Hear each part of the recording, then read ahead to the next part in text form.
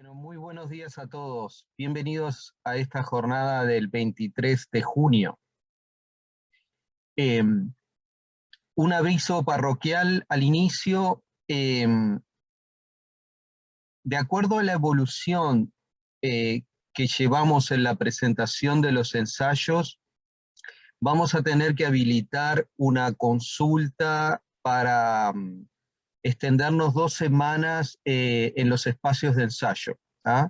De acuerdo al número que llevamos hasta ahora, tenemos hoy en la tarde y mañana varios ensayos, pero bueno, de acuerdo al número que son y a cómo evolucionan los intercambios, vamos a habilitar 2 semanas más, y bueno, la idea también es no dejar a nadie sin ese espacio de consulta e intercambio, ¿tá?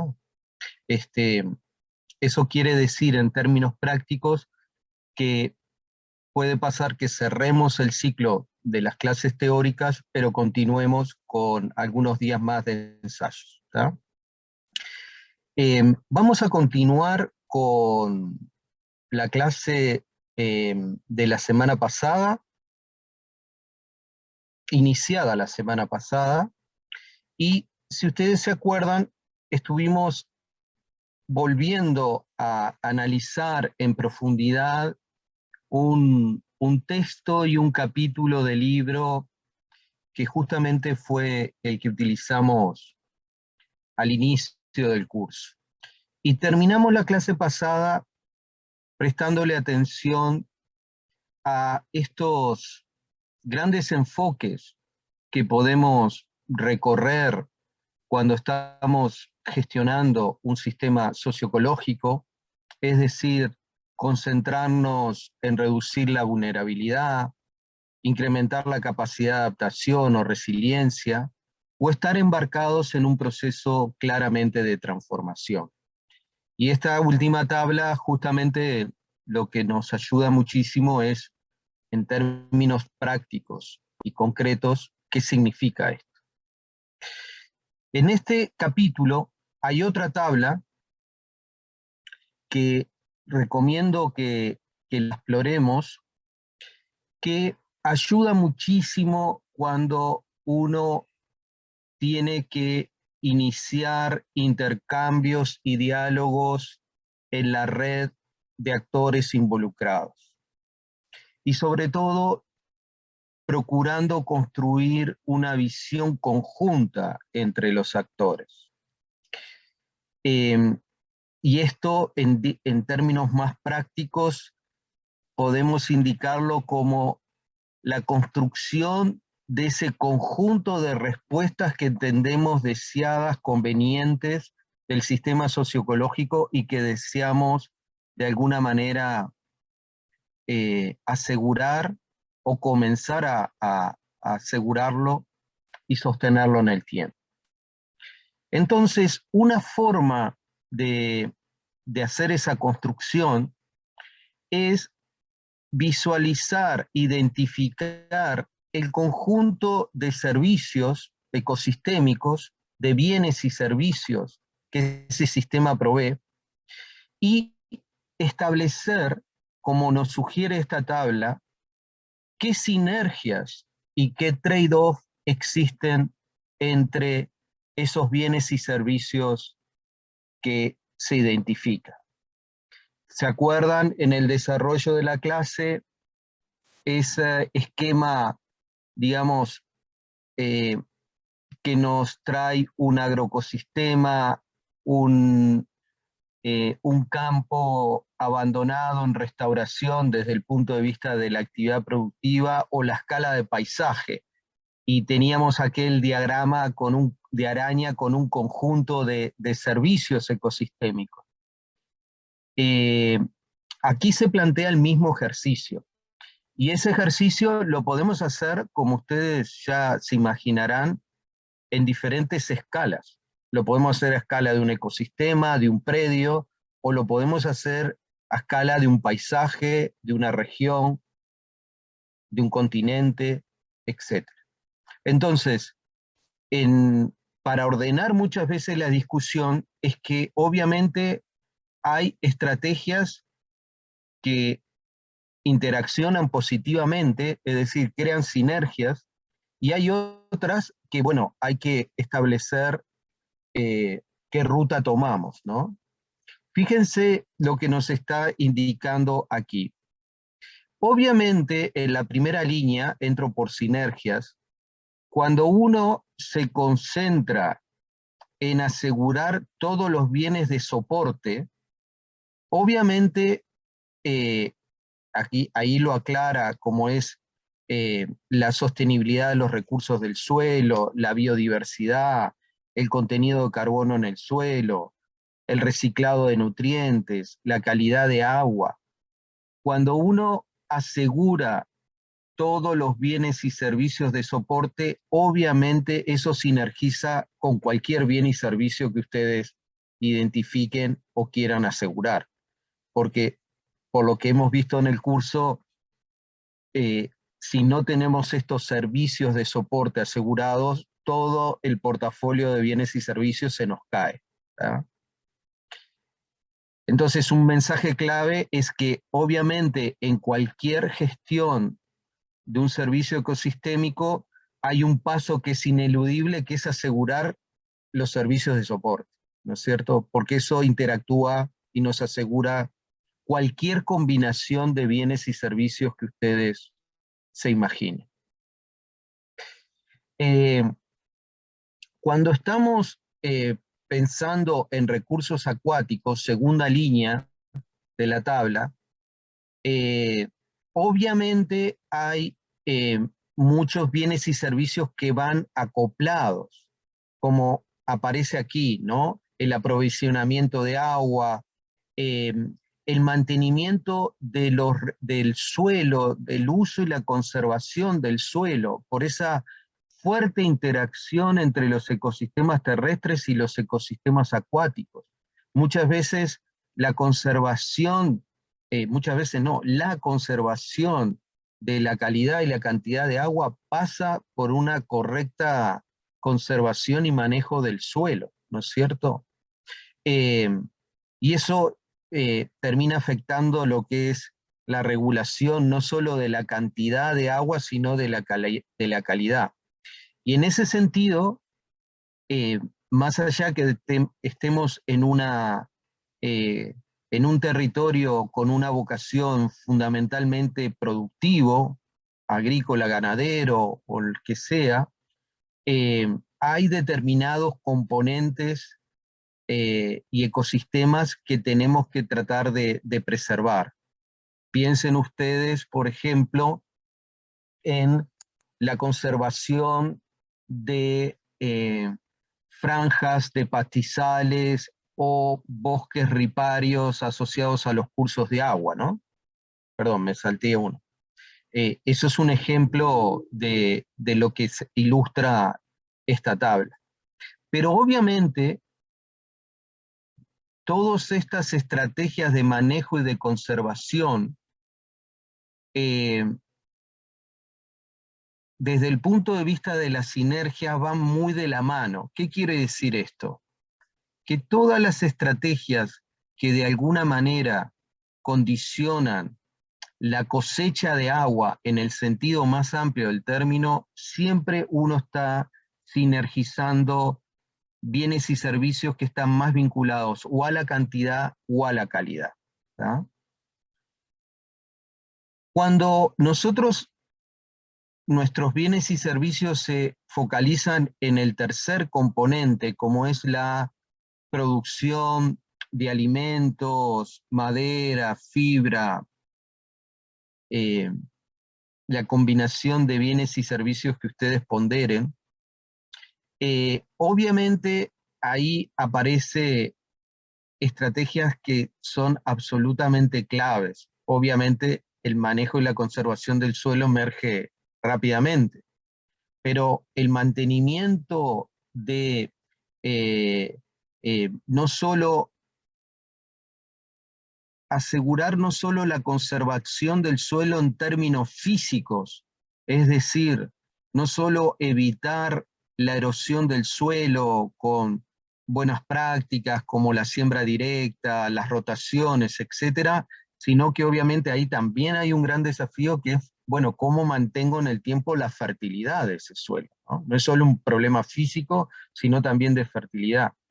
Y en ese sentido, también todo el componente de mantener la diversidad en el sistema es fundamental. Y no solo me estoy refiriendo a la diversidad del suelo, de microorganismos, hongos, bacterias, que de alguna manera son absolutamente fundamentales en la conservación de la fertilidad del suelo, sino también en los otros componentes, como por ejemplo lo que hablábamos la clase pasada de los polinizadores, ¿no? Es decir, eh, eh, y eso que no, hace un tiempo nos parecía como un futuro muy, muy lejano. Recuerdo un capítulo de la serie Black Mirror, que justamente se construía sobre un colapso de los polinizadores y creábamos mini robots desempeñando el papel de las abejas,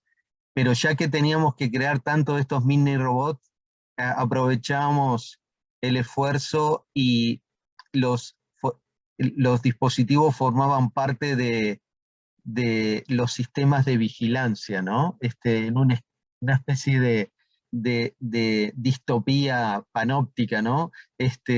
Si no lo vieron, se los recomiendo, pero parte de este problema, ¿no? Que es, bueno, cómo resolver funciones fundamentales como la polinización, que no es un tema, eh,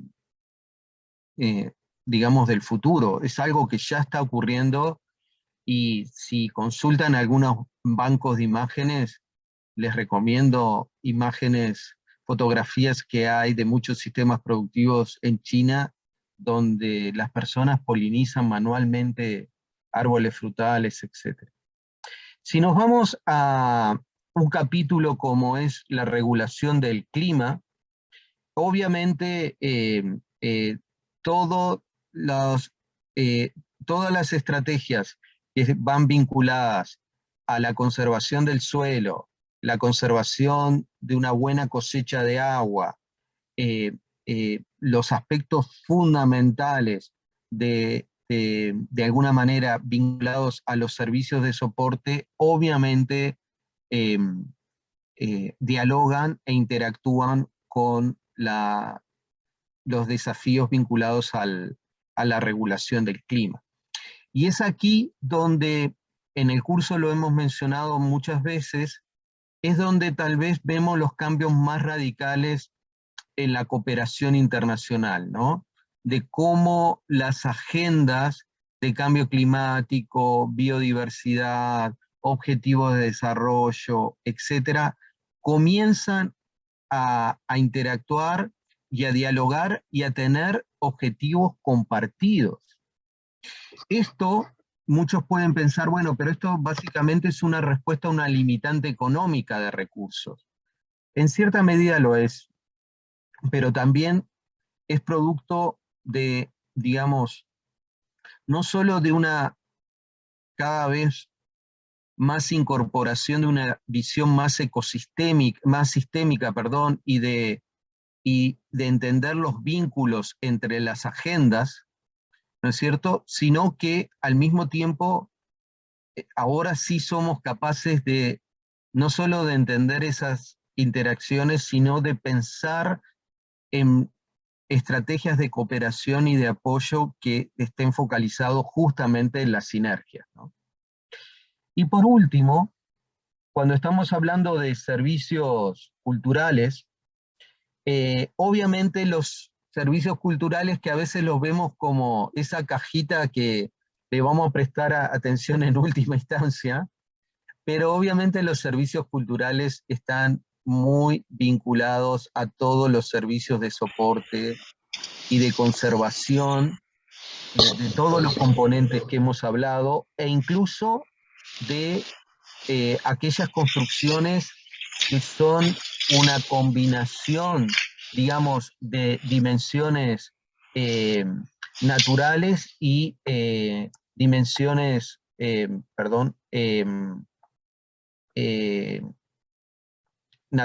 culturales, ¿no? Piensen ustedes, por ejemplo, en la definición y categorización del paisaje y priorización de determinadas estrategias de conservación. Eso, el paisaje es netamente una construcción donde se unen esos dos mundos, ¿no? Las ciencias naturales y todo el componente social, cultural y de percepción. Es un constructo que tiene esas dos dimensiones, ¿no? Vamos a los trade-off, ¿no? Esos aspectos, digamos, o esas estrategias que son de alguna manera incompatibles o que nos plantean grandes dilemas. Fíjense la primera línea, eficiencia versus sustentabilidad. Esto es justamente lo que estuvimos analizando en la clase pasada con mucha profundidad, cuando de alguna manera analizamos los pilares del manejo de recursos naturales en contraposición con el manejo ecosistémico o el manejo basado en la resiliencia, ¿no es cierto? Esa máxima eficiencia, máximo rendimiento de un bien o servicio en particular, eso va en detrimento no solo de conservar un portafolio más diverso de servicios ecosistémicos, sino también de asegurar elementos claves de la sostenibilidad.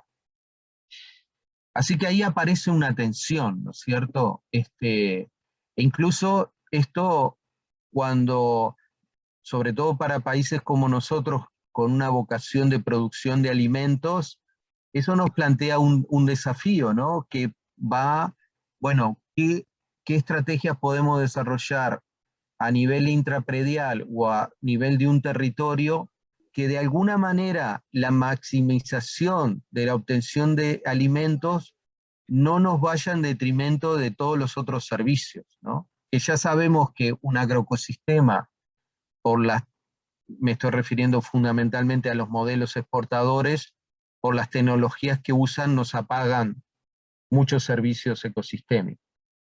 Obviamente, otra tensión que aparece cuando uno está gestionando bienes y servicios es la tensión entre el corto y el largo plazo, ¿no?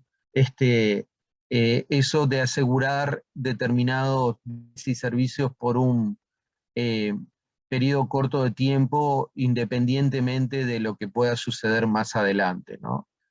Ahí es donde tenemos una de las tensiones siempre más, digamos, más recurrentes en la gestión de los sistemas socioecológicos.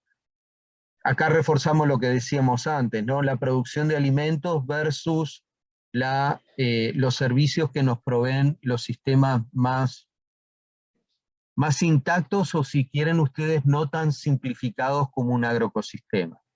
Obviamente, en esta afirmación, lo que se está tomando como referencia son los sistemas intensivos, los modelos más agroexportadores, cultivo de soja, etcétera, que ustedes pueden imaginar. Obviamente hay sistemas de producción de alimentos, manejo integrado, producción integrada, permacultura, producción orgánica, mismo la transición hacia la agroecología, que obviamente están planteando otras formas de producir que obviamente permiten superar varias de estas tensiones o trade-off, ¿no? En ese sentido, obviamente, siempre hay una tensión entre lo que son los sistemas más intensivos versus los extensivos, ¿no?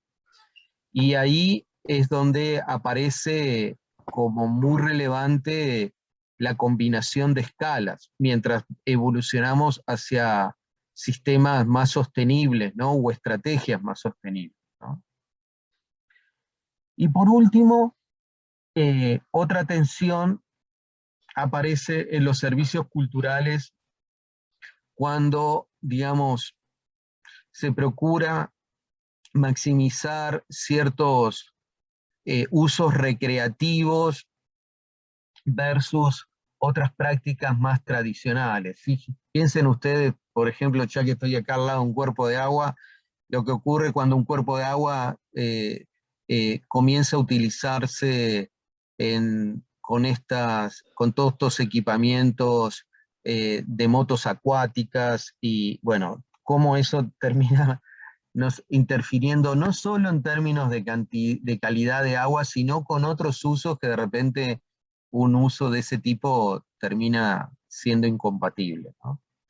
En definitiva, y voy a abrir un espacio de intercambio con ustedes, eh, cuando se inicia un proceso donde un punto crítico es acordar visiones compartidas entre una red de actores, dicho de una forma más simple, acordar el portafolio de bienes y servicios que se quieren de alguna manera priorizar y sostener en el tiempo, comenzar la discusión con el componente de bienes y servicios e identificar sinergias y trade-off es una alternativa que en general permite obtener muy buenos resultados, porque permite entender a la red de actores no solo los bienes y servicios que cada actor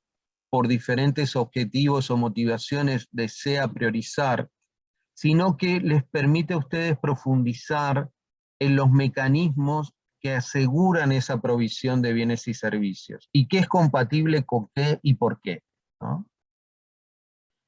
Abro un espacio de intercambio con ustedes. Adelante. Preguntas, observaciones, comentarios.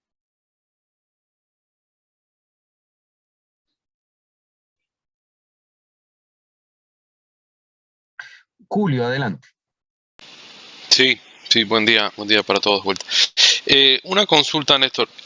Este proceso que tú decís de acuerdo con los actores locales, ¿la instrumentación puede ocurrir en cualquier momento del proceso? Estoy pensando sobre todo en procesos o en ecosistemas que ya están instrumentados, que ya están corriendo, por ejemplo, monocultivo de producciones forestales, en el cual los plazos de producción son muy largos y si vamos en una escala temporal también tenemos historia de 20, 30 años para atrás. Entonces, si estos acuerdos de qué servicios ecosistémicos queremos mantener, se puede hacer en cualquier momento del proceso si ya has comenzado o solamente al inicio de un proceso productivo, ¿no? Qué ejemplo interesante, Julio. A ver, eh, eh, supongo que tú estás pensando o tomando como modelo el caso del sector forestal en Uruguay, ¿no es cierto? Voy a introducir un par de líneas de contexto para que el resto de los compañeros que no son de Uruguay nos puedan seguir. El Uruguay ha tenido un desarrollo forestal muy importante, fundamentalmente a partir de la década de los 90. Y fue un desarrollo forestal que básicamente se planificó en función de la aptitud de suelos, ¿tá? El Uruguay, por un proceso muy interesante de analizar, que comienza en la década de los 60, comenzó y lo culminó una cartografía de suelo, y sobre esa cartografía de suelo montó su sistema de tributación, digamos, del ámbito rural, que cuando se desencadena todo esto tenía dos objetivos centrales que fueron impulsados por un ministro del Partido Blanco que se llamaba Wilson Ferreira, que él tenía dos objetivos centrales. Uno era que la tierra tributara en función de su calidad, de su productividad, y tenía otro objetivo que era penalizar aquellas tierras productivas que no generaran producción, ¿tá? Para todo eso hubo que hacer una cartografía. Pero eso se nos conecta unas décadas después con el desarrollo forestal. Y el desarrollo forestal, en ese momento lo que se organiza es en función, bueno, en aquellos suelos que no son aptos para la agricultura y la ganadería, muy superficiales, vamos a desarrollar forestación. Y el Estado desarrolló una serie de instrumentos de incentivos económicos para desarrollar este sector. Después, desarrollado eso, vienen las papeleras, etcétera, etcétera. Pero en definitiva, es, a diferencia de lo que muchas veces se sostiene, fue una actividad muy planificada, en el sentido que, bueno, se puede cultivar en estos suelos y aquellos que cultiven determinadas áreas van a tener un incentivo económico para desarrollarla.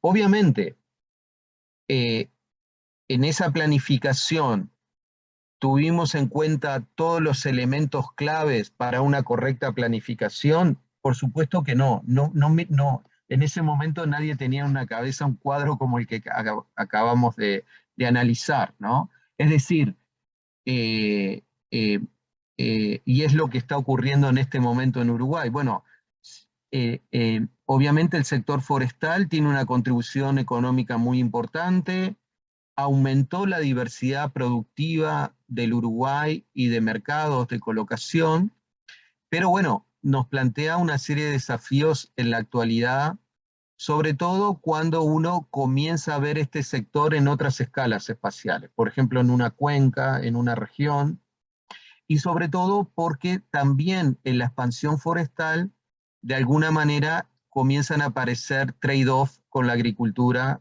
o la ganadería. Uno de los elementos que genera más tensión tiene que ver con dos aspectos. Uno es cómo asegurar en todas las cuencas, pero sobre todo aquellas que, por ejemplo, se destinan al suministro de agua potable, que el área de forestación no termine afectando la cosecha de agua, lo que se llama el rendimiento hidrológico, ¿no? Y ahí hay información disponible que sugiere no superar, por ejemplo, en una cuenca, el área forestada en un 25% de ese territorio. ¿Por qué?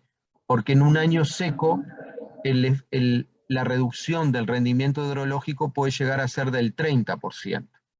Un rendimiento hidrológico, es decir, cuánto de lo que llueve termina en los cauces y en un cuerpo de agua receptor de ese cauce, una afectación del 30% del rendimiento hidrológico, una reducción en tiempo de residencia de un cuerpo de agua y su calidad de agua es un impacto enorme. No tenemos muchos impactos en ese rango, ¿no? En años de lluvias normales, ¿tá? Ahora, fíjense el desafío que implica esto. Si yo quiero incorporar ese conocimiento científico disponible, tengo que cambiar totalmente las reglas de toma de decisión incorporando nuevas escalas espaciales. ¿Qué quiero decir esto? Bueno, si yo quiero tener una estrategia de este tipo, tengo que en determinadas cuencas habilitar, bueno, quién quiere forestar y en el conjunto de esos dueños establecer el 25%. O en aquellas cuencas que estoy por arriba de un 25%, empezar un proceso de corrección hasta llegar al 25%.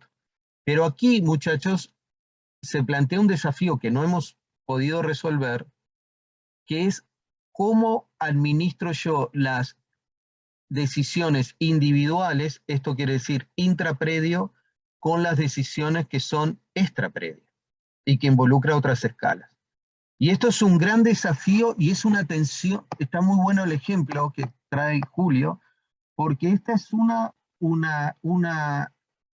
dilema que se nos plantea siempre en la gestión de los sistemas socioecológicos y que obviamente se nos termina conectando con todo el universo de lo que podemos llamar la gestión de bienes comunes, ¿no? Más allá si estos bienes comunes son de dominio público, son de dominio privado, ¿no? Me estoy refiriendo a esos servicios que si no lo logramos mantener, nos vemos afectados todos, ¿no? Entonces, obviamente, y para resumir, Julio, eh, la forestación tiene que seguir navegando procesos de ajuste eh, eh, que, que hacen viable y sustentable la producción. Un último detalle. La producción forestal tiene mecanismos de comercialización que son muy interesantes y que permiten asegurar cierto sostenibilidad y mantenimiento de bienes y servicios. Por ejemplo, en la venta de madera, en la comercialización, se exige en los predios que conserven una determinada área de ecosistemas naturales, ¿verdad? Y hoy, si miramos eso de Uruguay, es mucho mayor estas áreas que conserva la forestación que las áreas de nuestro Sistema Nacional de Áreas Protegidas, ¿no? Sí, parece una cosa contraintuitiva, pero es mucho más grande, ¿no? Pero eso viene por un mecanismo de comercialización, ¿no? Pero en definitiva, es un buen ejemplo porque nos permite entender no solo la trayectoria que traemos, sino los desafíos que se nos vienen por delante, ¿no? Otra preguntas y observaciones. Adelante. Adriana. Sí, gracias. Pues sobre ese caso tan interesante que está comentando, no sé si pudiera, bueno, supongo que hay entonces todo un marco legal que soporta esa posibilidad de negociación y de regulación. No sé si pudieran comentar algo al respecto. Gracias. Por supuesto. Y de hecho, el año pasado tuvimos un debate parlamentario muy interesante con respecto a esto, porque justamente no resultó exitoso, pero se procuró incorporar en el marco normativo una serie de aspectos que terminan siendo claves en la regulación. Hoy tenemos una tensión muy enorme, que es la siguiente. Tenemos algunas papeleras, una de las papeleras colocada en el oeste del país, las dos están en el oeste, se está construyendo una en el centro, y obviamente, como ustedes seguramente anticiparán, la distancia de los cultivos a esas plantas terminan siendo decisivas y terminan de alguna manera condicionando el ordenamiento territorial.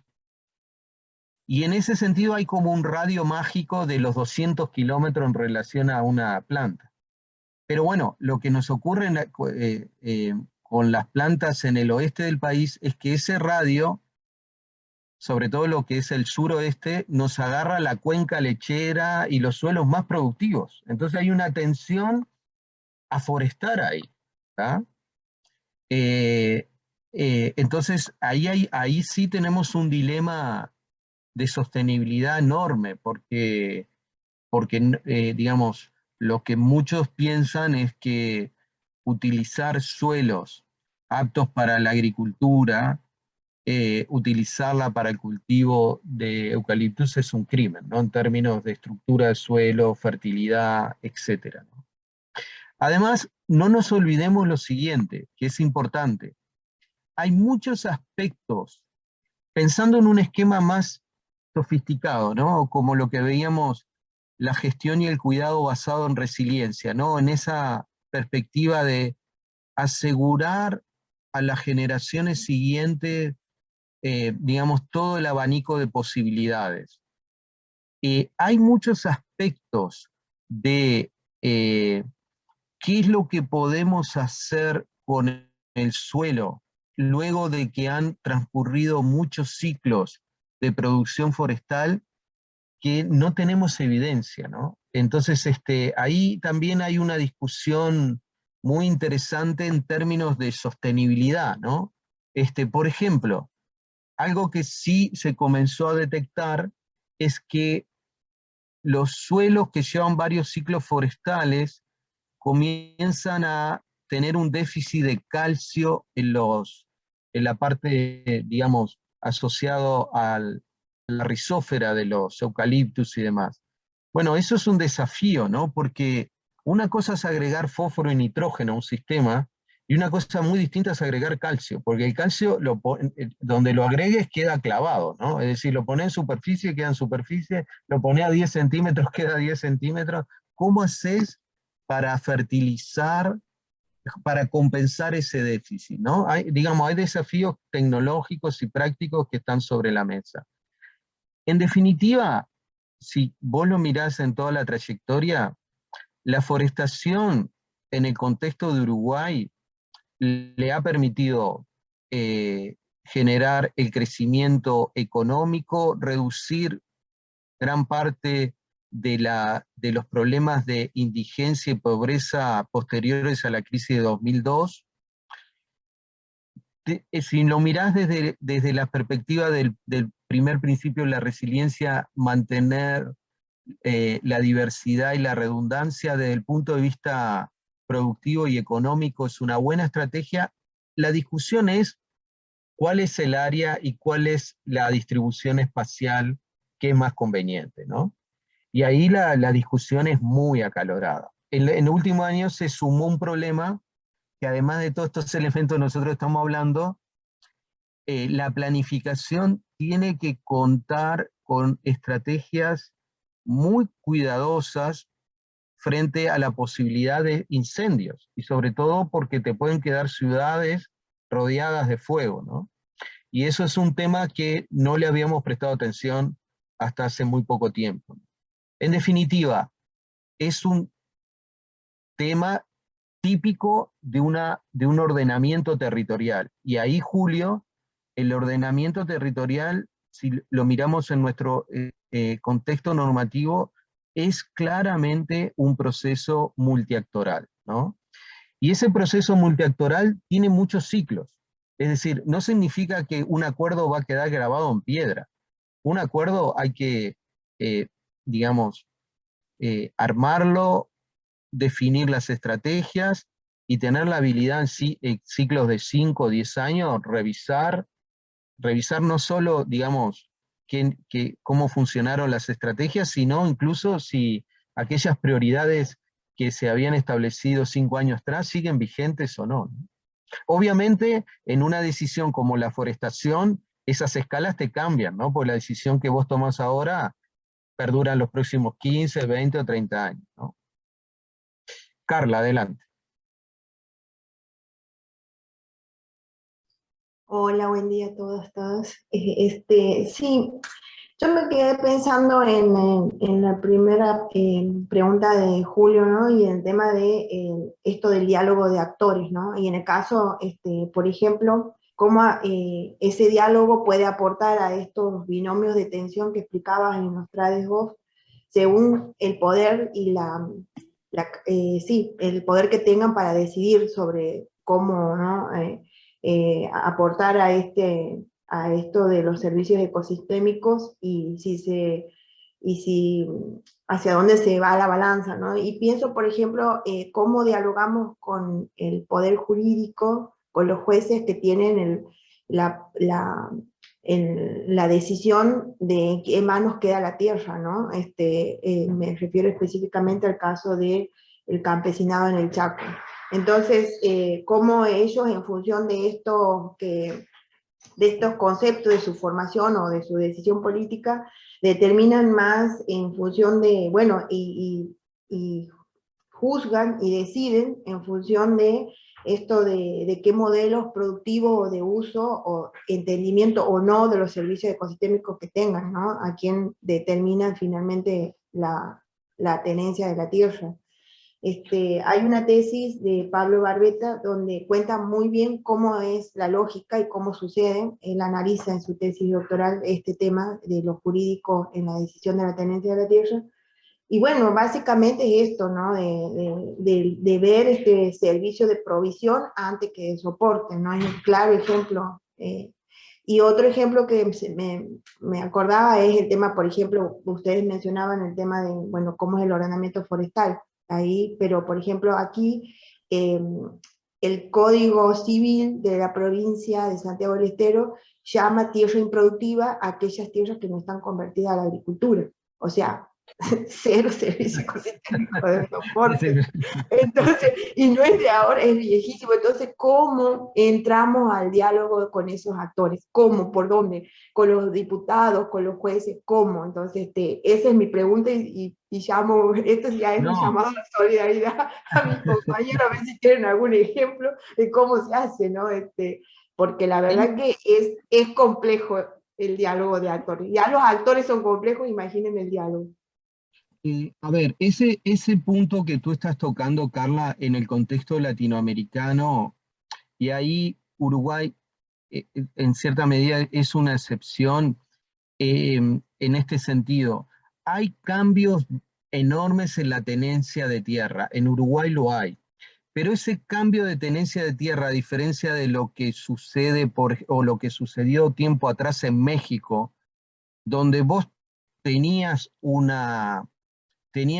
porcentaje importante de tierras bajo un dominio común, digamos, donde, por ejemplo, con la iglesia y donde la producción se organizaba y se compartía ciertas tierras como bienes comunes, los tenés en otros países, pero por ejemplo en Uruguay, excepto algunos casos muy particulares, tenemos uno acá en San Carlos, en la planicie inundación del Arroyo Maldonado, donde tenemos un campo de uso común para pastoreo, pero, digamos, en el tema que planteás es clave en muchos países, ¿no? Donde, digamos, tenés tierras donde no ha estado claro el dominio, o mejor dicho, ha estado bajo un dominio, si querés, público, sea en manos del Estado, de la Iglesia, y que obviamente ha existido una presión muy grande para que eso pase a manos privadas. Pero además, cuando hablamos de este capítulo de tenencia de tierras, no podemos olvidarnos que independientemente de esto hay un proceso de concentración de tierra impresionante, donde, por ejemplo, eso sí es universal y el Uruguay es un claro ejemplo, la reducción de productores de pequeña escala familiar es dramático, ¿no? Entonces, a ver, esto para visualizar que, muy bien, el portafolio y analizar esta tabla de la perspectiva de los servicios ecosistémicos es una forma de entrar, pero cuidado, no nos olvidemos de estos procesos sociales y económicos que están detrás y que juegan el partido de forma decisiva, ¿no? Esto ayuda, ordena, pero obviamente en estos espacios hay un choque que es brutal, ¿no? Miren, esto es una perspectiva que llevo pensando de hace mucho tiempo, ¿no? Lo que sí es claro es que eh, por la cantidad de gente que tenemos en el planeta y los desafíos que tenemos, ya no es posible resolver todo en función de una estrategia intrapredio, intraestancia o la unidad productiva que sea. Es decir, no se puede resolver todo en función de decisiones que toman los propietarios individuales, sea uno chiquito o uno grande. Y eso va necesariamente a llevar a cambios en determinadas reglas de juego, que es justamente cómo yo logro implementar y fortalecer tomas de decisiones que van más allá del predio, ¿no? En esto, digamos, en el medio urbano podemos encontrar un análogo como, bueno, no sé, en determinado barrio no se construye más de un edificio de más de 3 pisos, de 4 pisos. En cambio, en otro lugar sí lo construimos. Bueno, esas son reglas colectivas que se da en una ciudad. Lo mismo yo creo que va a comenzar a ocurrir en los ámbitos rurales y con una mayor complejidad porque va, en ese sentido, no solo va a tener que, digamos, articularse con otras escalas como Cuenca, una región, etcétera, o a nivel nacional, sino también con los grandes desafíos a nivel global, ¿no? Y ahí necesariamente todos los sistemas normativos que diseñamos nunca pensaron en esa multiplicidad de escalas. y hoy ahí tenemos un vacío, ¿no? Y es lo que nos genera mucho ruido, ¿viste? Por ejemplo, hoy en el Uruguay, vos estás en una cuenca que está destinada al suministro de agua potable, y que además tenés ciertos cientos poblados, que tenés un riesgo de incendio muy grande y no tenés muchas por dónde agarrarte para justamente decir, bueno, la forestación sí, pero va distribuida de esta manera, no puede ir de este lado, ¿no? Y eso es lo que realmente se necesita avanzar, ¿no? Sin duda. Muy bueno el intercambio. Seguimos avanzando.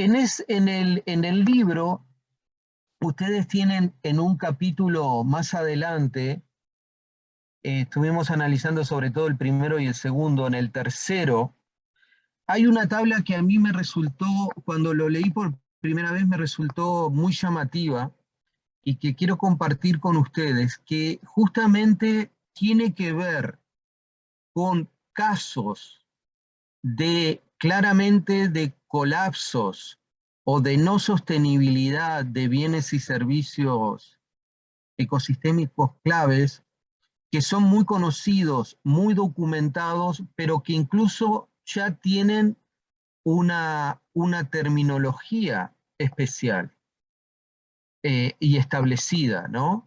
Que tiene que ver esto de los síndromes, ¿tá? Y fíjense que se organiza en 3 grandes capítulos. El primero es la naturaleza como fuente para la producción, la naturaleza como medio para el desarrollo socioeconómico, y el último, la naturaleza como receptor de todas las externalidades, desechos, etcétera, de las actividades humanas, ¿tá?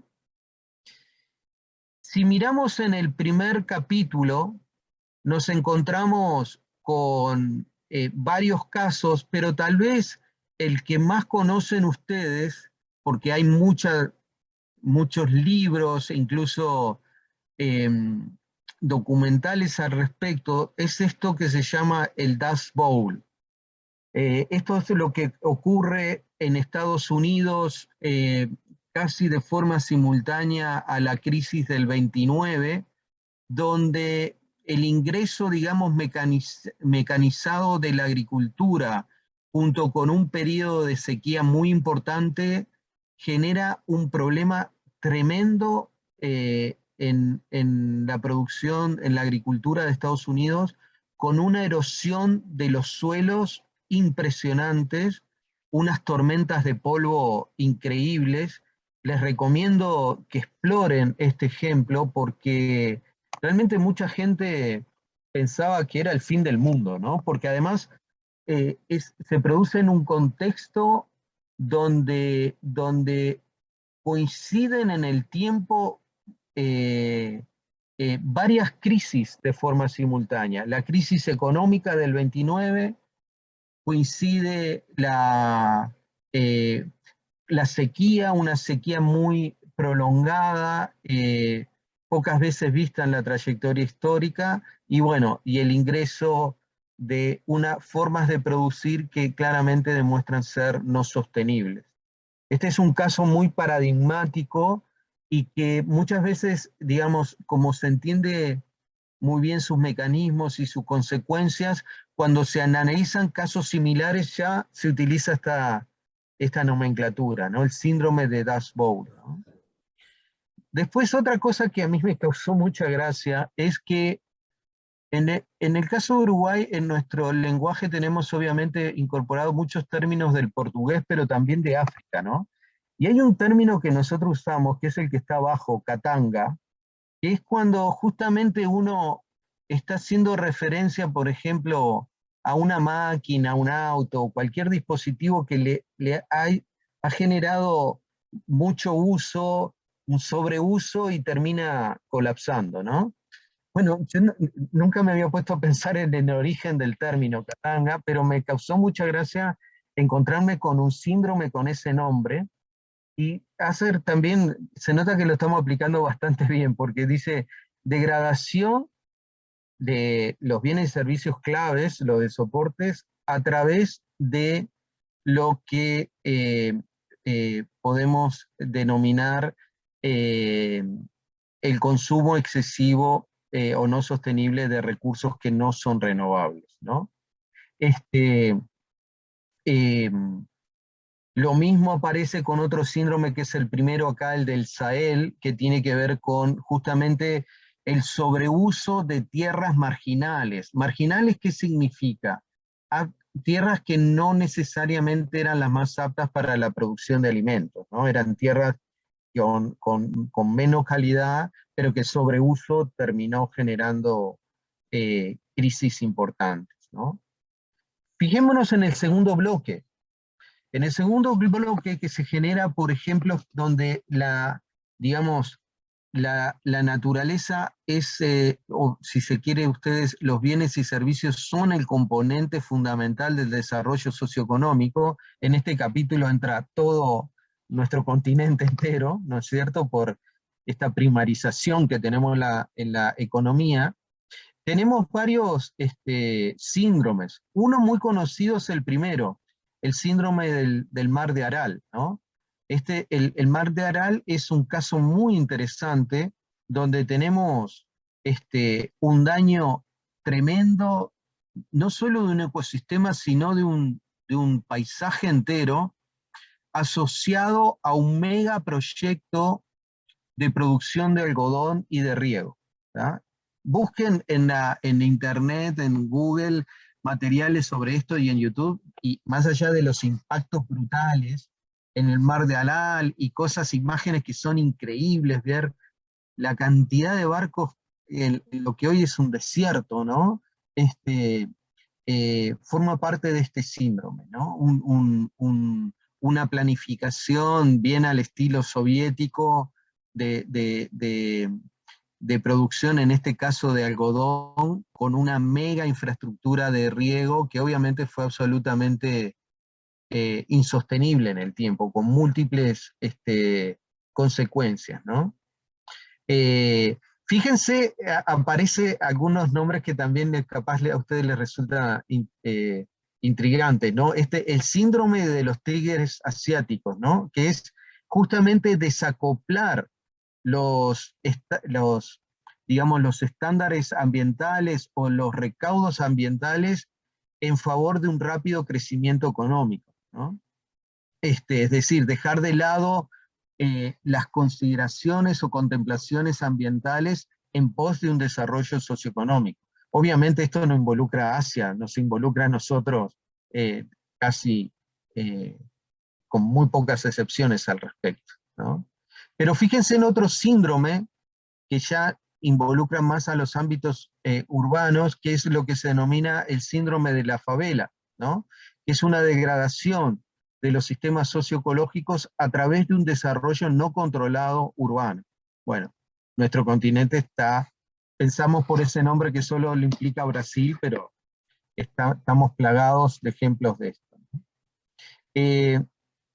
Y luego, obviamente, el último capítulo, que es la naturaleza como receptor de los desechos de las actividades humanas, y bueno, y ahí tenemos muchísimos casos donde, bueno, hemos degradado sistemas simplemente por utilizarlos como fuente final de desechos, ¿no?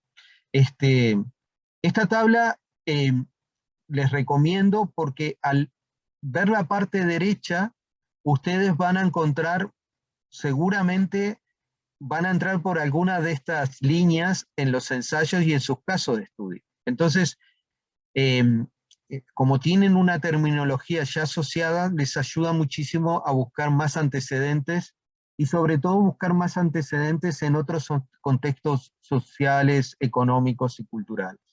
Muy bien. Muy bien. Corto aquí y abrimos un espacio de consulta. Adelante. Y de intercambio. Voy a abrir el chat a ver cómo venimos.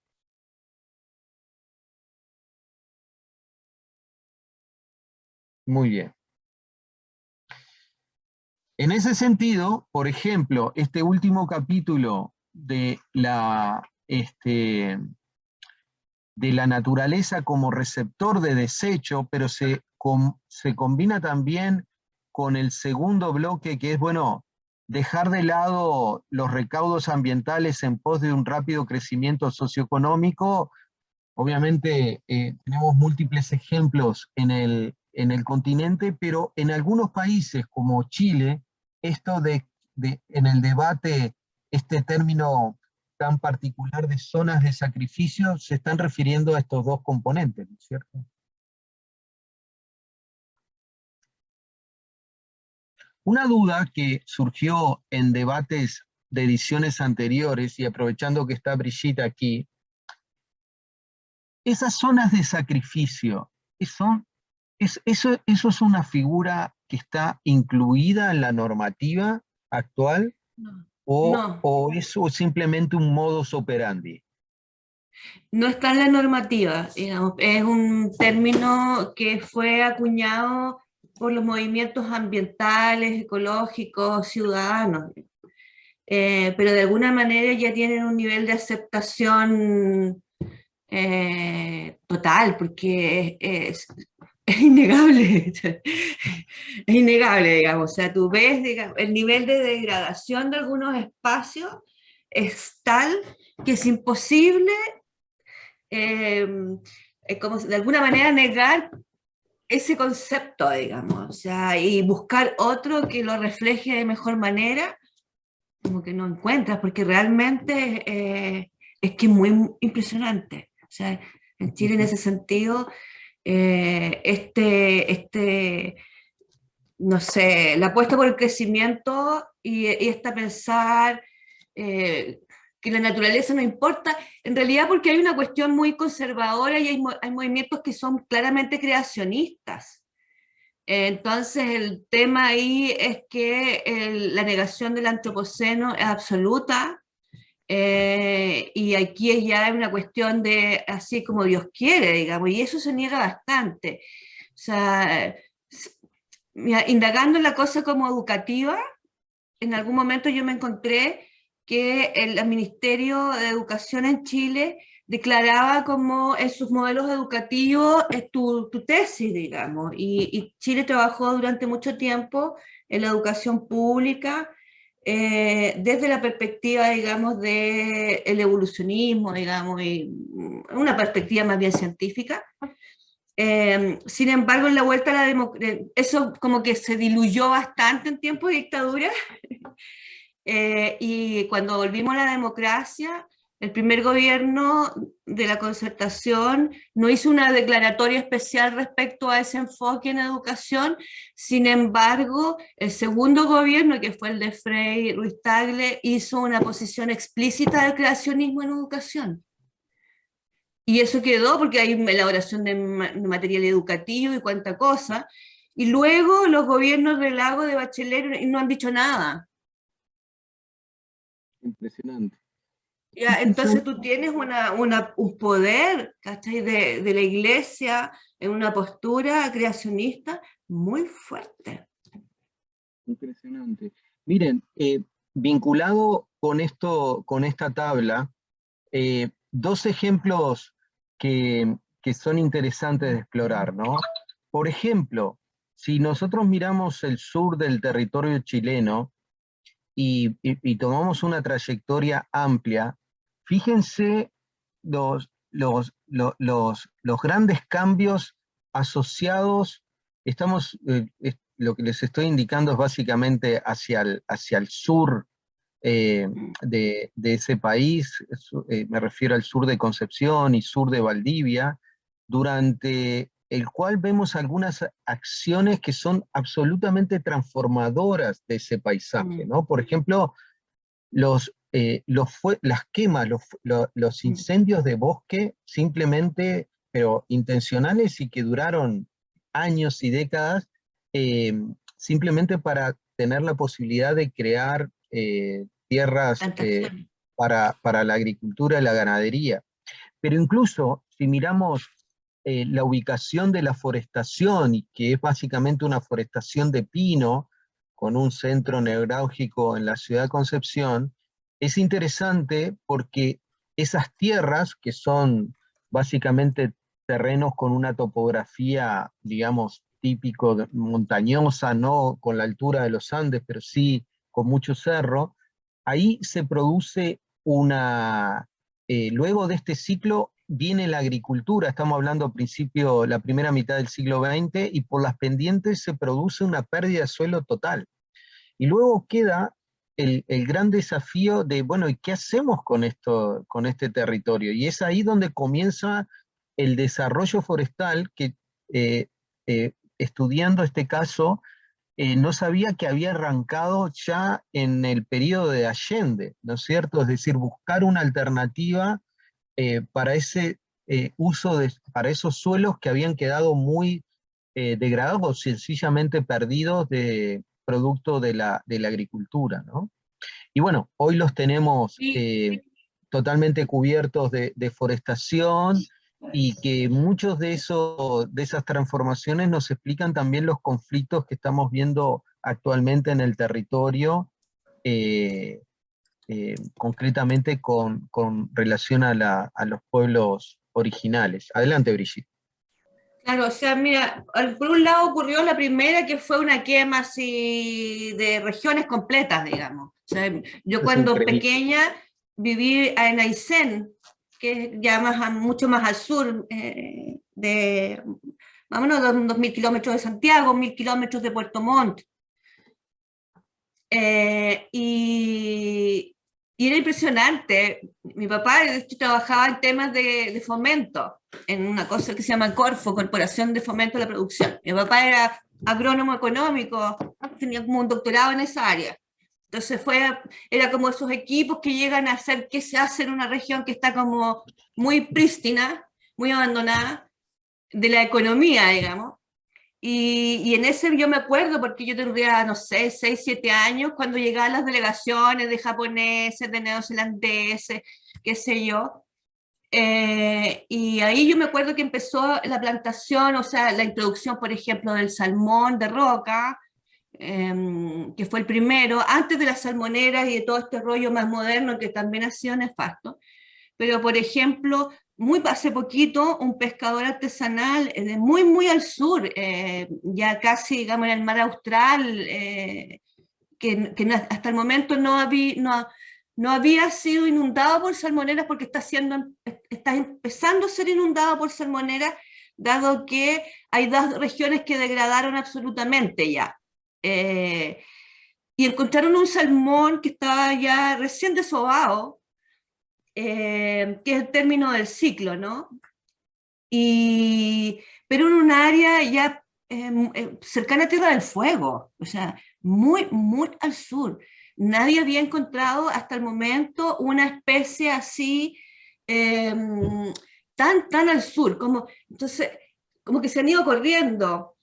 O sea, mira, la verdad que en Chile lo que ha pasado es que todo lo que se introduce es extractivista. Entonces, hoy en día, por ejemplo, hay mucha quema de bosques y de grandes áreas, porque el bosque nativo tiene prohibiciones, ¿no es cierto?, de explotación, y tiene un manejo muy específico, muy detallado, y no puede ser explotado extensivamente, obviamente.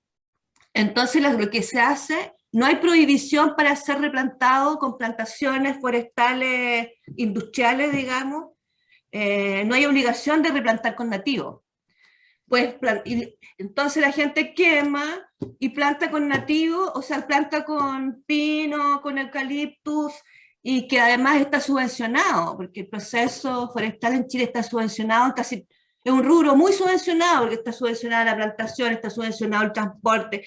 O sea, hay muchísimas cosas de ese sistema económico que tienen subvención. O sea, en realidad no se sostendría realmente sin subvención. Es muy interesante, y traigo estos casos por lo siguiente. Más allá de todo lo que hemos estado hablando en la clase de hoy, es pensar en el papel que tiene la memoria en estos procesos, porque Yo les puedo asegurar que le preguntan a chiquilines de 20, 30 años que hoy viven en estos territorios donde Brigitte vivió, y muy probablemente la gran mayoría desconoce esas trayectorias. Por ejemplo, para traer un caso de Uruguay, en el caso de Uruguay, por ejemplo, acá muy cerquita donde estoy en este momento, eh, y sobre todo en el departamento de Canelones, tenemos una cantidad de suelos hiperdegradados, ya no recuperables en el corto plazo, por el cultivo de remolacha azucarera, ¿no? Teníamos un ingenio cerca, acá en el pueblo Gregorio Aznares, y esa actividad fue absolutamente insostenible en el tiempo. Y de hecho generó toda una estrategia por parte del gobierno nacional, estoy hablando décadas atrás, de fomento del cultivo de caña de azúcar en el norte del país, porque, digamos, las condiciones climáticas ahí lo permitían, pero porque además es un cultivo que no tenía los problemas de pérdida de suelo como nos pasó con eh, el cultivo de remolacha azucarera.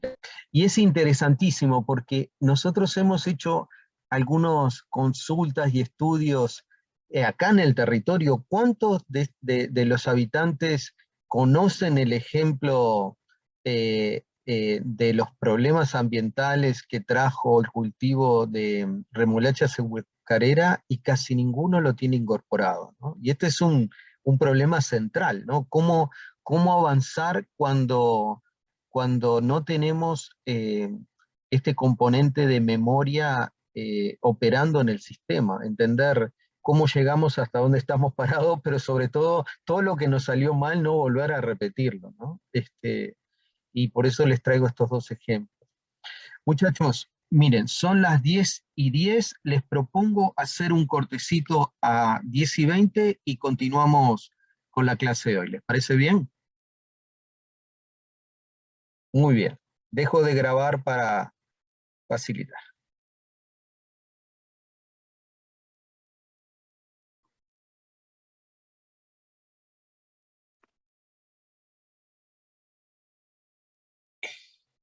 Muy bien.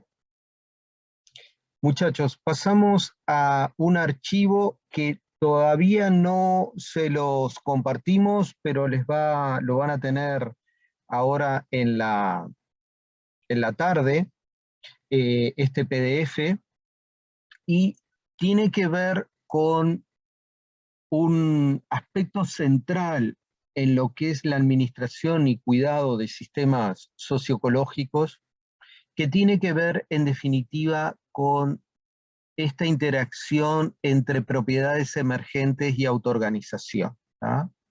Sobre todo vamos a reflexionar sobre esos elementos y esos procesos de autoorganización que siempre están instalados en nuestros sistemas, que a veces conocemos algunos de ellos, los conocemos, pero no llegamos a comprender totalmente la causalidad asociado o simplemente los desconocemos.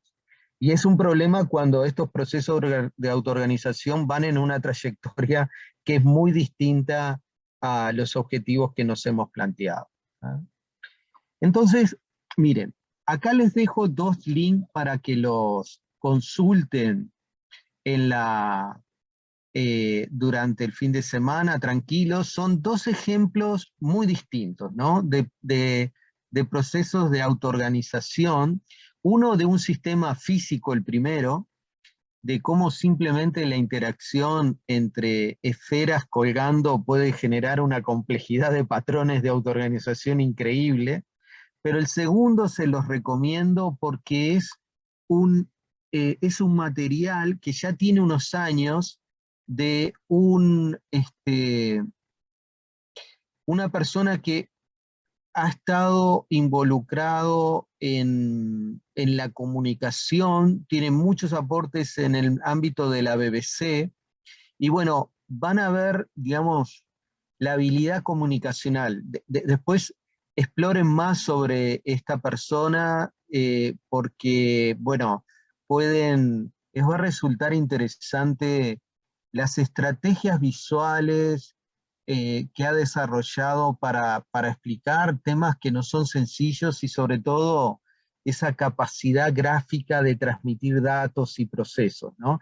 Ese les va a llamar mucho la atención y por eso se los pongo aquí, porque de alguna manera él analiza y derriba un mito de, que establece que en definitiva los patrones de cambio que estamos viendo en las tasas de nacimiento está fuertemente condicionado por la religión. Y bueno, lo que él les demuestra, y ya los trato de entusiasmar para que lo vean, es que realmente la religión juega muy poco, y es básicamente procesos sociales y económicos, incluso en países que desde el punto de vista religioso son, digamos, muy, muy conservadores. Así que ahí tienen dos materiales para explorar.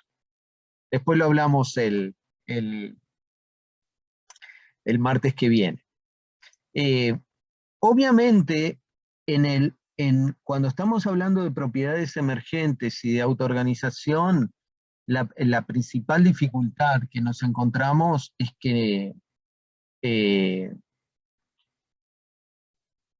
producto del reduccionismo nos impide ver el cuadro completo de situación, ¿no? Y eso es fundamental cuando uno trata justamente de comprender estas propiedades que solo están en el nivel adecuado o en la escala adecuada de análisis, ¿no?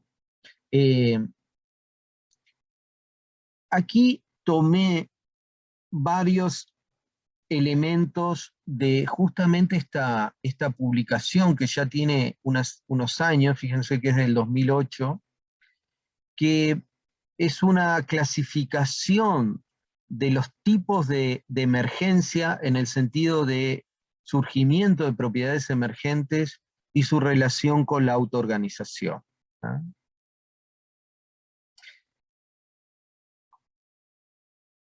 Esto ya lo sabemos, pero vamos a repasarlo. Cuando estamos hablando de emergencia en la dinámica de los sistemas socioecológicos, estamos hablando de propiedades que no pueden ser identificadas ni predichas a partir de las propiedades de los componentes individuales, en este caso de los subsistemas. Es decir, hay muchas de las propiedades de los sistemas socioeconómicos que ni parados en las ciencias naturales, ni parados en las dimensiones sociales, económicas o culturales podemos entender. Y ese, muchachos, ahí retomamos la tabla que estuvimos analizando la clase pasada, es el mayor aporte, digamos, en esa transición entre el manejo ecosistémico y una gestión y cuidado basado en la resiliencia, ¿no? Es justamente focalizar el análisis y la gestión de las propiedades al nivel de un sistema socioecológico, ¿no? Por esta razón, porque hay propiedades que emergen solo cuando estamos en este nivel de trabajo, ¿no? Por lo tanto, un gran desafío que debemos enfrentar es que las propiedades emergentes muchas veces aparecen de forma, o en muchas ocasiones aparecen de forma sorpresiva o no esperada. Y obviamente, cuanto más reduccionista seamos, o dicho de otra manera, cuanto menos incorporado tengamos una visión sistémica, este problema se agudiza, ¿no? Fíjense qué interesante, ¿no? A mí siempre me llama la atención esto de los vaivenes, ¿no? Cómo vamos para adelante, para atrás, para adelante y para atrás, ¿no? Porque si nosotros tomamos este aporte de Aristóteles, que ya tiene más de 2000 años de antigüedad, ya lo había visualizado con suma claridad, ¿no? Cuando él decía, la totalidad está por encima y por debajo de las partes y no corresponde a la suma de las mismas, ¿no? O lo que muchas veces traducimos esta reflexión de Aristóteles en que la suma es mucho más que, la totalidad es mucho más que la suma de las partes. Por lo tanto, cuando uno entra a este campo de las propiedades emergentes y de autoorganización, no queda otra que seguir una perspectiva holística un enfoque sistémico complementario al esquema reduccionista tradicional. Entonces, vamos a comenzar el análisis de este documento prestándole atención a algunos elementos de clasificación de las propiedades emergentes y de la autoorganización. Esto, les digo la verdad, no es demasiado trascendente, sí, lo que viene a continuación, pero me detengo acá porque es interesante prestarle atención que dentro de las propiedades emergentes nosotros tenemos en realidad un abanico muy grande, de cosas que son relativamente simples a otras que realmente son muy complejas dentro de este campo. ¿Ah? Ahora, hay un elemento muy interesante y es hasta qué punto las propiedades emergentes y los procesos de autoorganización son independientes o no de la presencia de un observador, ¿no? Es decir, las propiedades emergentes existirían si no existe alguien que las esté observando y analizando, ¿no? Lo primero, esa es la pregunta que vamos a tratar de contestar en estos minutos, pero una cosa importante es que las propiedades emergentes existen en todas las escalas de organización. Muchas veces nosotros pensamos que existen solo en los niveles más complejos, en la biosfera, un sistema socioecológico, un ecosistema. No, también existe en los niveles más simples, microscópicos, a nivel de un organismo, de una especie, etc., ¿no? Lo importante es que las propiedades emergentes son propiedades intrínsecas de cualquier sistema y muchas de estas propiedades aparecen incluso en los sistemas más simples que podemos imaginar. Aquí aparecen, como siempre, dos escuelas, ¿no? O dos bibliotecas, como decimos acá. Algunos teóricos afirman que estas propiedades existen independiente de la presencia de un observador externo, y hay otros que sostienen, no, las propiedades emergentes existen siempre que tengamos un observador y alguien que esté analizando estas propiedades, ¿no?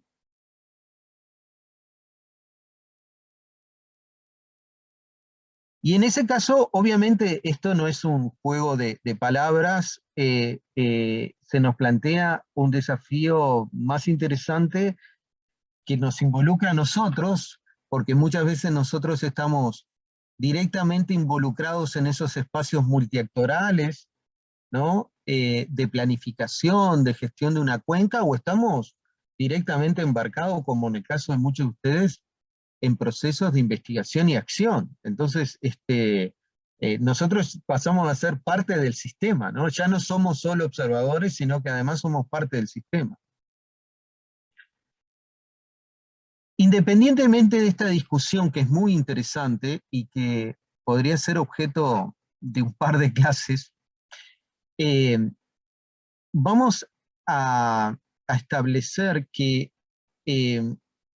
en el caso de los sistemas con los cuales nosotros trabajamos, e incluso en algunos que pueden pensarse como relativamente más simples, como por ejemplo estos que se mencionan aquí, procesos bioquímicos a nivel del cerebro o cualquier otro aspecto fisiológico que ustedes puedan traer sobre la mesa, tienen propiedades emergentes.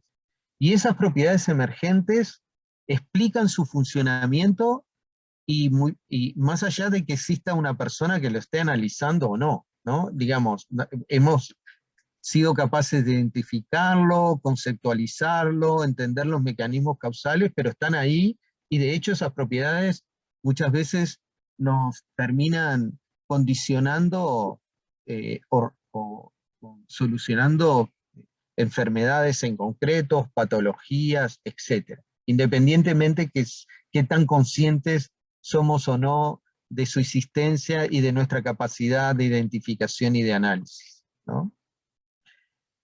En ese sentido, y saliendo un poquito de esta discusión, si se quiere, más filosófica o epistemológica, en general se distinguen dos grandes tipos de emergencia, ¿no?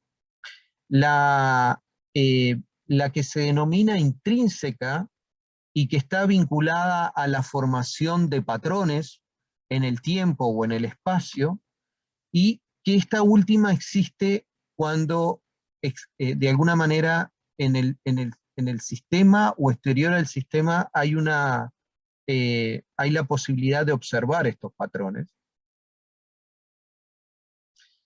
Y ese es uno de los tipos de emergencia que vamos a estar analizando. Lo que sí es claro es que estas propiedades emergentes también son absolutamente fundamentales en sistemas como los cuales trabajamos nosotros, que son sistemas en no equilibrio, ¿no? Es decir, estos sistemas se mantienen en el tiempo porque tienen un subsidio de energía impresionante y porque los estamos gestionando continuamente para que sean sostenibles en el tiempo, más allá de todas las fallas que tenemos, ¿no?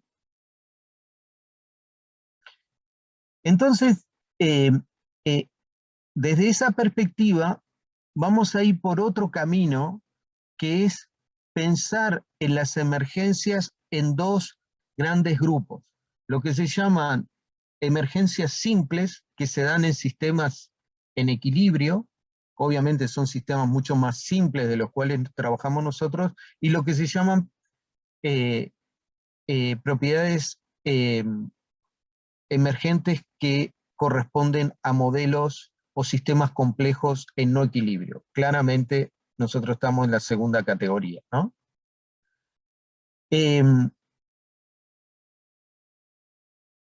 Lo importante, muchachos, y para no perdernos en una discusión que es más propia de la teoría general del sistema, es que estas propiedades emergentes de alguna manera nos explican patrones o comportamientos que tienen nuestros sistemas que en cierta medida son enteramente dependientes de dos condiciones del sistema. Uno, que no están en equilibrio, es decir, son sistemas dinámicos y en continuo cambio, y que en esos procesos siempre están dependiendo de un subsidio externo de energía, de materia y de información, ¿tá? Y que en cierta medida, para no hablar en un plano tan abstracto, nuestros sistemas de análisis, administración y cuidado, de alguna manera están dialogando con ese suministro externo de energía, materia e información, y que termina siendo decisivo para su evolución en el tiempo.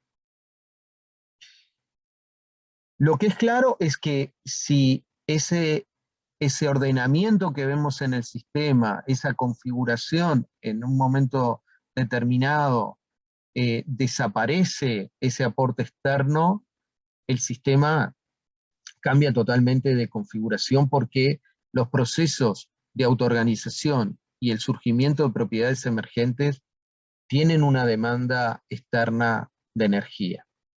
Entonces, vamos a este cuadrito.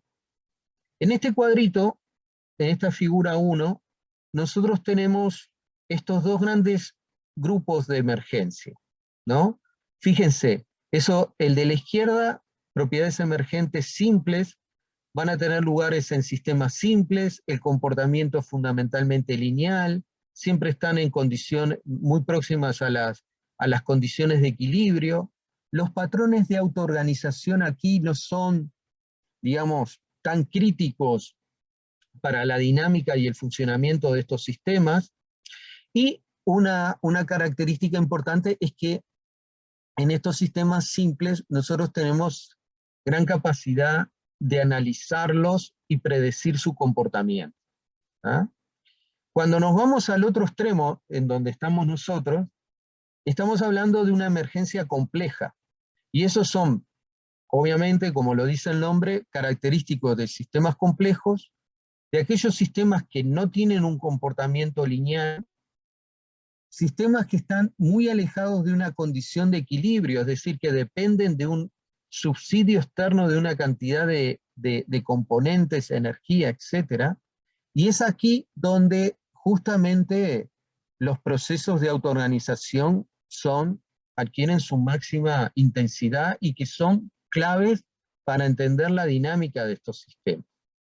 Y el último elemento que aparece ahí es que obviamente esto nos plantea grandes desafíos. Piensen nomás ustedes en los desafíos que nosotros tenemos desde el punto de vista computacional para analizar y predecir los cambios asociados al sistema climático vinculado al incremento de CO2, ¿no? Imagínense si quisiéramos simular todo el sistema socioecológico a una escala de biosfera desencadenado por el cambio climático, ¿no? Ahí se nos plantea grandes dificultades que están detrás de este último punto, ¿no? Por lo tanto, la emergencia compleja existe solamente en sistemas no lineales como los que trabajamos nosotros, de los cuales dependen de un suministro de materia y energía para su funcionamiento y siempre se encuentran alejados de condiciones de equilibrio. A ver, voy a bajar un poco a tierra para no estar tan volado en esta clase, ¿no? Si nosotros tomamos un sistema complejo como la economía, como el sistema económico tiene varias propiedades autoorganizativas que ya conocemos muy bien los patrones, conocemos en gran medida sus causas, no todas, pero sabemos que el sistema económico, me estoy refiriendo al capitalista con el formato actual, es un sistema que tiene una propiedad de autoorganización clave que es la acumulación de riqueza y la generación de desigualdad. Por un montón de mecanismos, muchos de los cuales identificamos y otros no.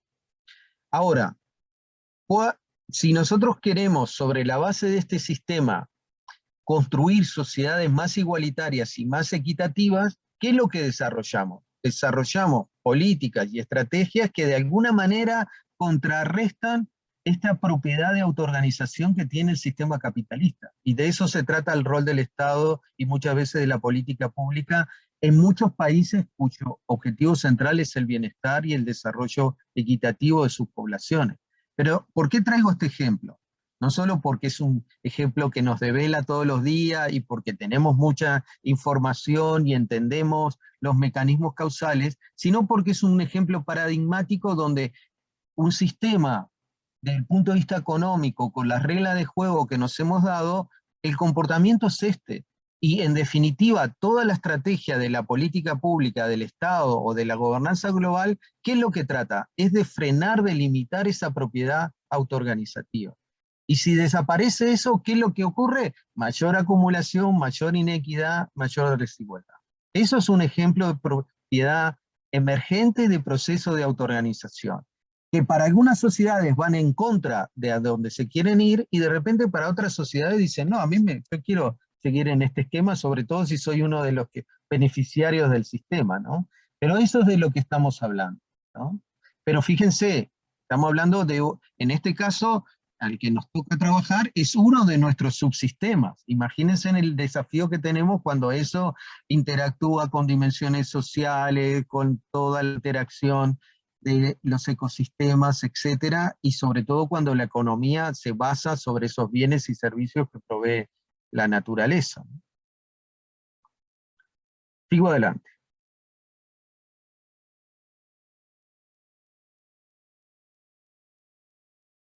Sin lugar a dudas,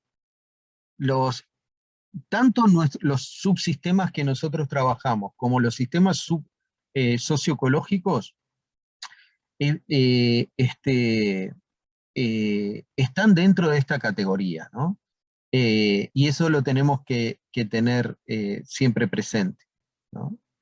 Y en definitiva, esto también, volviendo a un plano más sistémico, nosotros desde el punto de vista de la gestión y el cuidado de nuestros sistemas que nos tocan trabajar, siempre son sistemas que necesitan un subsidio enorme para su gestión y cuidado. Y cuando estamos hablando de un subsidio de energía, eso lo tenemos que ver en su sentido más amplio del término. Y puede incluir también, bueno, el tiempo que tenemos que dedicar a gestionar y cuidar, ¿no es cierto? Todo eso está dentro de ese presupuesto, ¿no? Al principio del curso les mostré un trabajo que hoy sí lo vamos a analizar en profundidad. Estos son de los trabajos, por lo menos a mí me pasó que cuando lo conocí por primera vez, fue una alegría impresionante de encontrarse con algo que uno muchas veces había pensado de forma previa, pero obviamente no había tenido la capacidad de elaborarlo como lo hace este autor, que justamente nos propone analizar propiedades emergentes y propiedades de autoorganización que están en cualquier especie, pero que comparte una característica central que es el de vivir en sociedades, ¿no? Es decir, aquí estamos analizando desde hormigas, cardúmenes de peces, sociedades humanas, y bueno, el vivir en sociedad, la pregunta es, ¿genera algunos tipos de propiedades emergentes que resultan claves para entender el funcionamiento de estas especies y sobre todo vivir en sociedades? Y bueno, este trabajo lo que nos demuestra es que efectivamente, como vamos a ver, existen una cantidad de propiedades emergentes que son comunes a todas estas especies. Pero aquí, en este campo, nosotros tenemos la misma dificultad que en los sistemas socioecológicos, que muchas veces es muy difícil experimentar. Con esto no quiero decir que es imposible experimentar. De hecho, experimentamos mucho más de lo que nosotros pensamos, ¿ah? Incluso dentro de las sociedades humanas, ¿ah? Y acá nos plantea este trabajo, o no, mejor dicho, nos recopila varios experimentos simples que nos muestra algunas propiedades emergentes y sobre todo algunos atributos que son absolutamente claves para entender cómo estas especies viven en sociedades, ¿ah? Obviamente, en todas estas especies conforman sociedades que son totalmente adaptativas, es decir, que tienen la capacidad de modificar sus comportamientos y sus patrones, incluso con las mismas condiciones externas, ¿no? Esto es bien interesante y no tenemos que perderlo de vista, ¿no? Obviamente, cuando nosotros entramos en este campo, ya teníamos algunas, digamos, algunas sospechas de que efectivamente tenía que existir una serie de propiedades comunes a todas estas especies por el simple hecho de vivir en sociedades. Y tiene que ver con lo que ya en el campo de la matemática sabíamos de hace mucho tiempo, de que a veces utilizamos modelos matemáticos para describir fenómenos que son muy distintos, ¿no? Por ejemplo, la interacción predador-presa, o el comportamiento colectivo de termitas, o la dinámica y la evolución de una pandemia, etc. O sea, cómo las mismas aproximaciones, ecuaciones matemáticas nos sirven para describir fenómenos tan diversos, ¿no? Esto de alguna manera ya nos estaba anticipando, bueno, es que hay determinados patrones que son absolutamente independientes del sistema que estamos analizando, ¿no? Entonces, si existe esa correspondencia formal, ¿qué quiere decir esto? Que hay modelos que lo podemos utilizar para describir fenómenos tan diferentes, es porque efectivamente hay patrones, hay sobre todo patrones, propiedades emergentes y de autoorganización que son universales. Y aquí volvemos al inicio del curso con Bogdanov y su contribución a la tectología, ¿no? Donde decía, bueno, tiene que haber principios generales de organización de los sistemas, ¿no? Y tenemos que tener la capacidad de descubrir. ¿Ah? Y eso justamente lo que ya nos adelantaba el mundo de la matemática y de la modelación, ¿no es cierto? Donde con las mismas estrategias nos resultaban funcionales para fenómenos que aparentemente no tenían nada en común, ¿no? Sí, justamente lo que estábamos diciendo es que en este patrón, que fíjense lo comparten especies tan distintas, en definitiva hay una propiedad emergente que procura, en definitiva, caer en un compromiso donde se evitan dos configuraciones que se entienden menos favorables o adversas, ¿no? Esto de alguna manera nos conecta con el dilema que veíamos en la gestión de la conectividad, ¿no? Entre esa tensión entre una trampa de pobreza y una trampa en común. A ver algunos principios generales, ¿no? Hay un principio que se identifica en este trabajo que es el principio de integridad y variabilidad, ¿no? Lo que este principio identifica en todas estas especies es que, si bien estamos hablando de poblaciones de la misma especie, existe diversidad dentro de ese grupo. Diversidad en términos de no solo de su acervo genético, sino de la experiencia previa, ¿no? Por lo tanto, dentro de cada una de estas especies o de las poblaciones de organismos de estas especies, existe una variación interindividual importante. Y esto nosotros lo podemos pensar, por ejemplo, en una colmena, donde nosotros incluso podemos identificar rápidamente distintos grupos de organismos dentro de la misma especie que tienen roles diferentes. Obreras, zánganos, la reina, los exploradores, etc., ¿no?